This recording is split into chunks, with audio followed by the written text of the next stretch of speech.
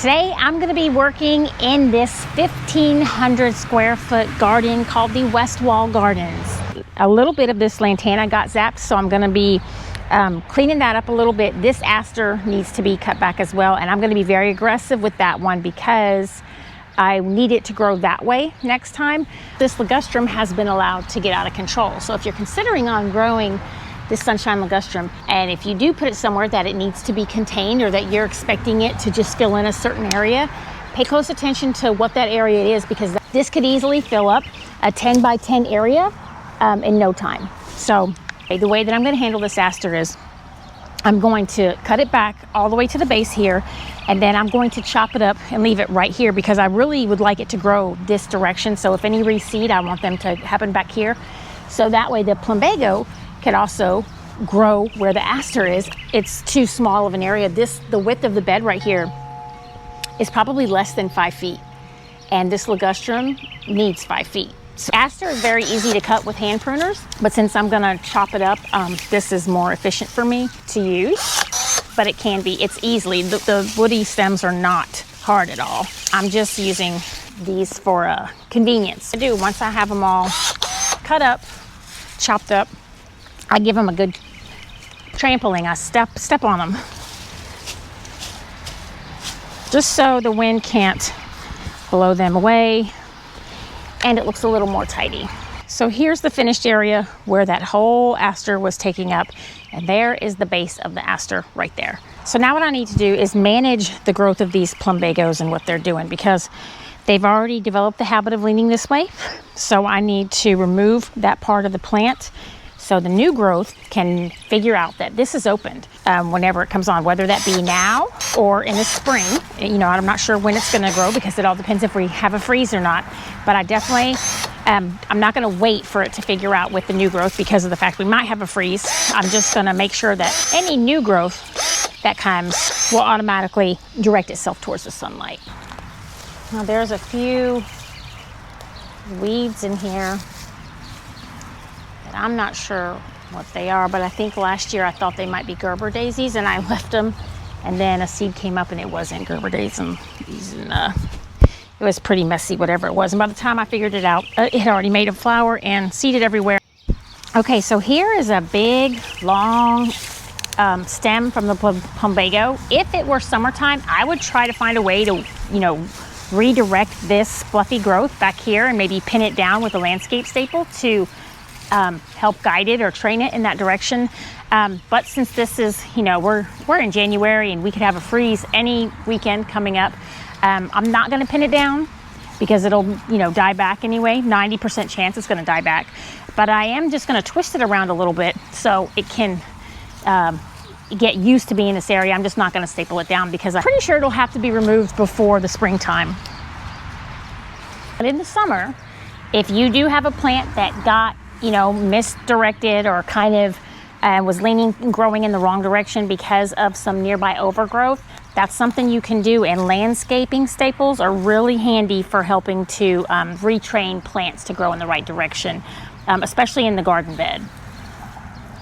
Another great thing about doing some hand weeding now and then is if you slow down and pay attention to what you're pulling, because there's a good chance it's something that you are growing intentionally has reseeded. And there's nothing worse than when I see people just rush in and start pulling stuff that they know they didn't plant. Okay, so the weeds that I'm pulling up are this right here. This weed. This is the one that I let grow last year because I thought it might be something valuable because the leaves are almost like a Gerber daisy. Here's another one right here. And on the plant ID app, it was coming up as a Gerber daisy. So I let it grow. It ended up making a flower and seeding before I could see it to be convinced that it wasn't a Gerber daisy. So that is what I'm dealing with now. That's the consequences of me not just pulling it up and getting rid of it from the beginning, because my curiosity is always getting the best of me in these situations. Right here, this is the weed right here. This is a coneflower, and these leaf shapes are really familiar. I mean, they're very similar. This one is scalloped and this one is not. So by becoming very familiar with the plants you're growing and learning how to identify the seedlings as they come up, if they're indeed a seed of something you're growing, it really helps your garden expand with less effort. Then again, at the same time, there are some consequences on the other end, is that I thought this was a Gerber daisy because it is almost identical to a Gerber daisy leaf. And it was actually coming up in the Plant ID app as a Gerber daisy. I'm pulling them up now, but among them is also some coneflower seedlings that have come up, and I don't want to get rid of those, but they are mixed all among them and they're so similar. But I'm being careful to not remove any of the coneflower ones, and even if I would accidentally, I would know it before I tossed it and I would just replant it somewhere, because they do transplant very easily. But coneflowers are one of those plants that will reseed, you know, very easily in the garden, but it's not where you might anticipate it happening. So you just don't assume that the seedling that's going to come up from a coneflower is going to be right next to where the plant was. It could be within 10 feet of where the plant was. For example, that coneflower over there, then I put it there last year. Well, the flowers that it made, those seed heads dropped around here, and this is about 2 to 3 feet away. So just think of the distance of where the flower head could potentially fall, and then it could go even a little bit beyond that, depending on what's scurrying through your garden. But all of these, most of these little things coming up through here are coneflower seedlings. So I'm not going to pull those, and if I do, I'm just going to rearrange them a little bit, because I do want the coneflowers to come up and naturalize.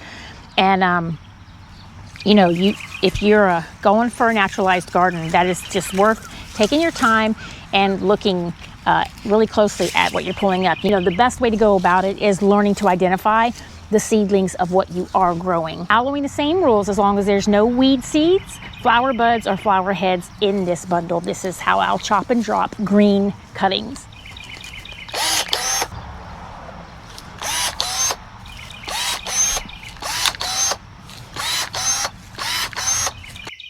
Okay, so here's another aster that's kind of leaving over because of the sunshine ligustrum that was invading its space earlier in the year. And I'm gonna clean this one up the same way. So this is the same exact steps that I do in spring. In spring, after it's gone through its whole entire flush of blooms, then it's gonna look the same way. The seed heads turn all brown, and this woody stemmed growth just kind of flops over, and the new blooms are going to want to come out on this new growth that's happening down at the base. So in the springtime, after the blooms are done, I cut it all the way back to the same spot that I'm doing right now. So this is done twice a year on this aster. Anyway, we got a flush of blooms, I want to say like around March or April of one year, which is pretty early for spring here. And then I got another flush of blooms at the end of May, and then I got another one in fall. And I don't know if it's because I cut it back and that it happened to have that time because I cut it back at the end of the very first flush that it did that year, if that's why I got another return, but or an extra return. But I mean, I know there's a minimum of 2 times that you can cut it back to this new growth at the bottom and get another flush of blooms out of it, because that's what it's doing. It's working on its next set of growth right here to bloom.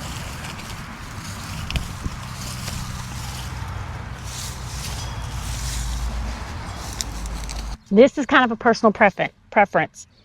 I don't want to see any of these sticks. So I come in and I clean out all of these sticks. You don't have to do this, but I do this because I think it looks nicer, and I think it stimulates more, I feel like it helps stimulate root growth down below.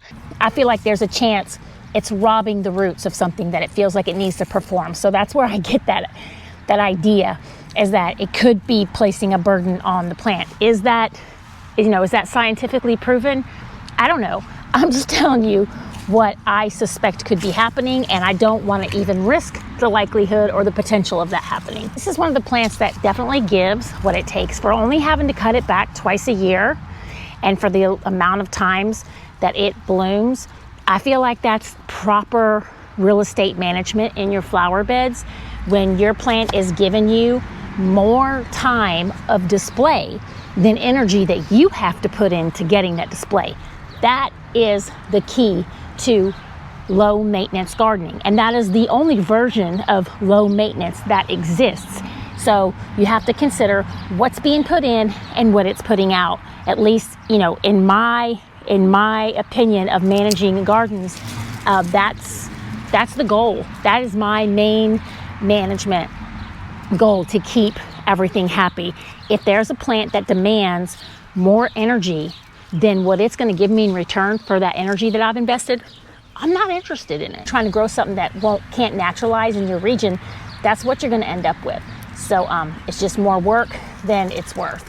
So, you know, and some people really enjoy all that work that they got to do to get some blooms off of something, and you know, they might be really pretty for that, but for me, that's not the best long-term strategy to having an established garden, because you're constantly a slave to getting, you know, these little performance goals to achieve themselves. So I would much rather the garden work to perform on its own than need me to intervene constantly. So here's the daffodils that I just noticed are starting to come up, and I planted these right under the aster overhang because that way it was going to fill in somewhere where this isn't. Bulbs and cool weather annuals are the perfect things to plant under your warm weather perennials, so that way it really helps hold the spot while they're doing their thing, going on vacation, dying back to the ground. You'll have something there that almost makes you forget that there was a plant here that's taken a break. But all of these right here are daffodils, and the aster was completely covering them up. I mean, they would have been able to poke through no problem, but I was wondering about them the other day, thinking they should be up by now, and there they are. I haven't got to the heathers today. I'll have to get these next time. I'm actually tired of looking at those, so I'm going to try to get those. I think I can at least get them trimmed in half, because there's a rose bush behind here that I would really like to have more sun, and this will help that along.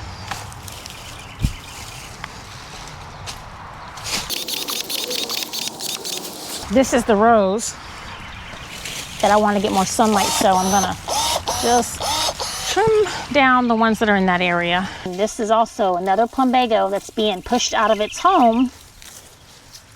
It's a little close to that rose, but it should still have a little more room to spread out than it can have because of this heather. It already looks better. I'm not going to be able to stop. So when I'm working this close to roses, I move a little slower because it's really easy to get tangled up in these.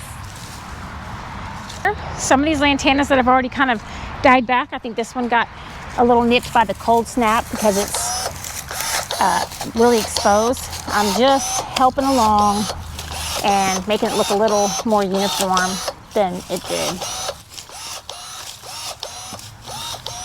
But I'm going to leave all the sticks here, and I want to say this tool has made it possible to have many less debris piles to manage or deal with and bag up. I'd much rather chop and drop than bag debris any day. And overall, this is a good day for this area of the garden. This is a lot of progress that's going to go a long way in being able to enjoy these blooms that are coming up. All these bulbs right here that are emerging, these are going to now kind of look more purposeful, that the background is a little more manicured. I hope you enjoyed today's video, and that you'll feel free to leave any questions or suggestions in the comment section below, and that you'll join me again next time on Garden Beauty.